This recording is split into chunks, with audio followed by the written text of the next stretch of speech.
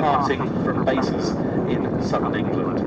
Here today we have 4 C-47As, all veterans of the Allied campaign in the closing stages of the war, and all of them in their original markings. And to further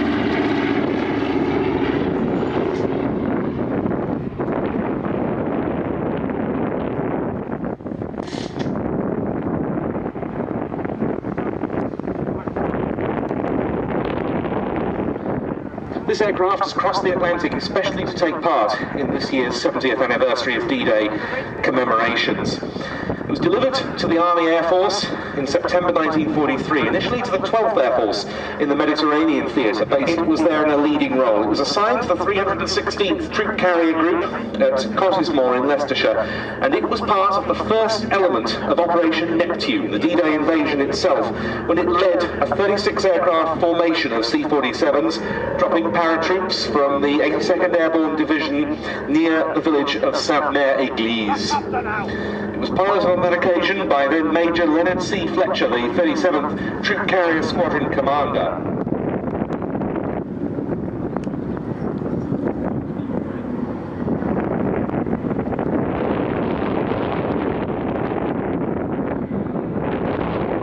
The unit that it dropped headed the assault on Sainte-Mère-Église, which was the first village in Normandy to be liberated. The 316th Troop Carrier Group went on to be involved in all the major airborne operations in the European theatre and to the National Warplane Museum, who've restored it to its wartime condition of D-Day. The other 3 C-47s have climbed to height, gaining altitude, ready to make a parachute drop. Great.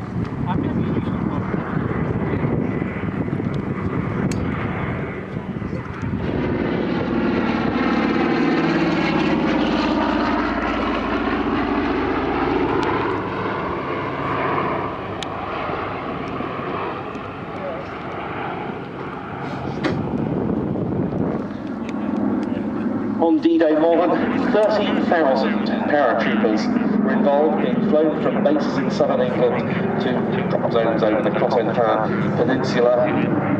On top of them were the 4,000...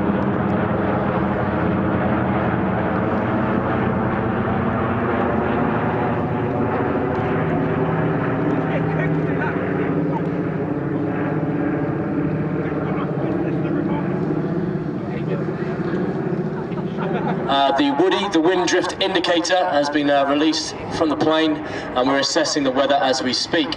Clearly it's been a bit rainy, the cloud is a little bit low, but at the moment it looks like we're good to go for a jump.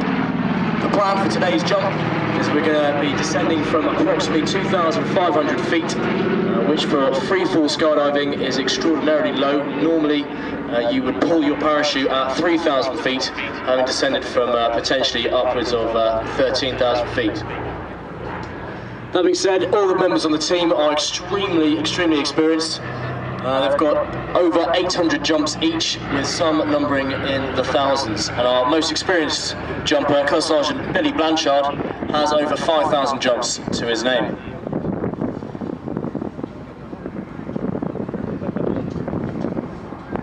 Our 50th display season this year. It was formed in order to highlight the Parachute Regiment and the British Army at displays such as this across the country and internationally, and I'm proud to say we have kept that tradition going for a whole 50 years. The team conducted over 100 jumps each during those 3 weeks, which led to a number of exciting.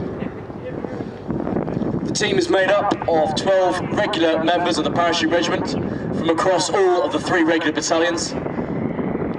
Every member has served at least one tour of operations in either Afghanistan, Iraq, Kosovo, Northern Ireland, or any of the Balkan states where the army has been in the last 10 to 15 years. If you look up and to your right, you can see the trio of aircraft who will be delivering the Red Devils.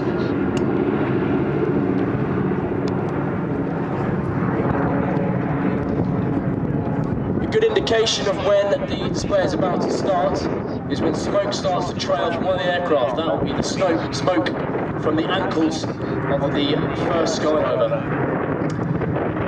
What you'll see on the display is you'll see them descend, and they're going to spread themselves out along the length of the airfield. Some of you in the centre